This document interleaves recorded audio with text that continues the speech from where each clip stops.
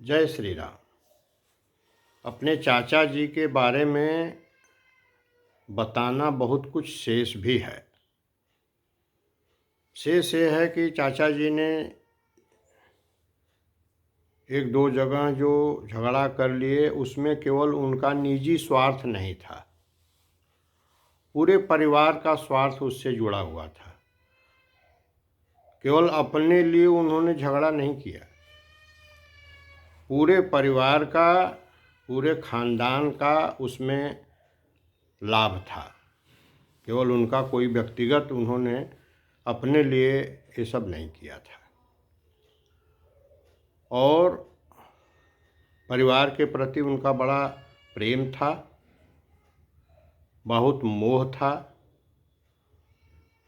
मोह की एक घटना ये है कि उन्होंने एक बार कार खरीदा था और कार से बनारस से वो गांव जा रहे थे और उस कार में हमारे गांव के एक सज्जन बैठे थे, छेदी उनको बुलाया जाता था और नाम उनका विंध्यवासिनी प्रसाद मिश्रा है।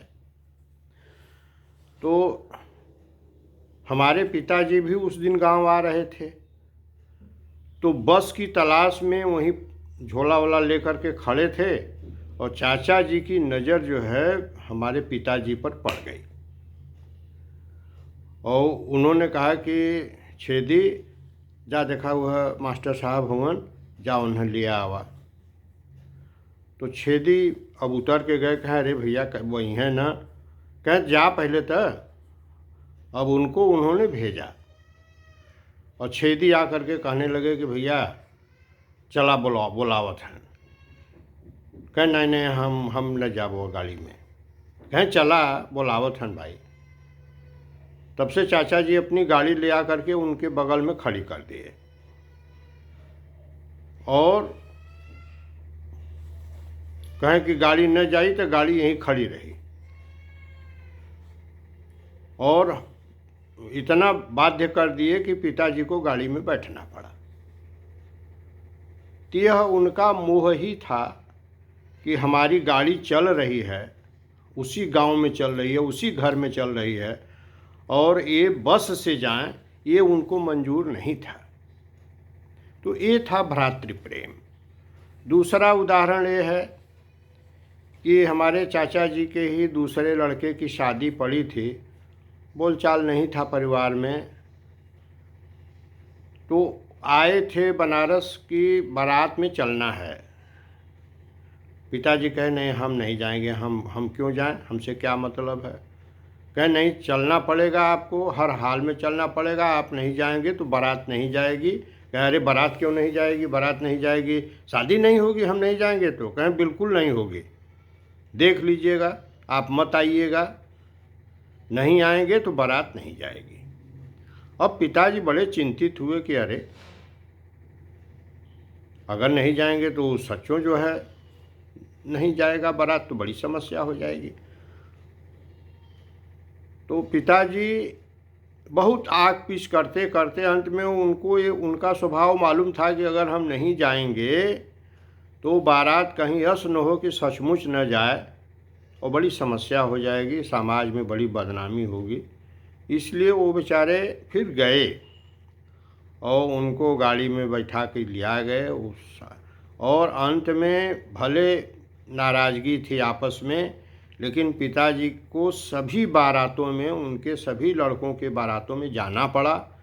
यह उनका भ्रातृ मोह ही था, नहीं तो काहे कोई किसी को मनाने जाएगा। और परिवार के लिए वो झगड़ा कर लेते थे, उन्होंने अपने व्यक्तिगत स्वार्थ के लिए कहीं झगड़ा नहीं किया। अगर झगड़ा भी किए तो परिवार के लिए किए। तो परिवार से उनका बहुत मोह था और भ्रातृ मोह भी उनको बहुत था। सच ये है कि हम लोगों को भी उनसे बहुत मोह था। हमारा कहने का मतलब ये है कि ब्लड रिलेशन एक ऐसा रिलेशन होता है, चाहे कोई कितनो झगड़ा हो आपस में, कुछ भी हो, लेकिन मोह रहता है। मोह सकल व्याधिन कर मूला, तो मोह जो है कभी ख़त्म नहीं होता है। भाई का भाई से मोह रहता है। और हर आदमी में कुछ अच्छाइयाँ होती हैं, कुछ बुराइयाँ होती हैं, कोई पूर्ण नहीं है। किसी में कोई अच्छाई होती है तो किसी में कोई अच्छाई होती है।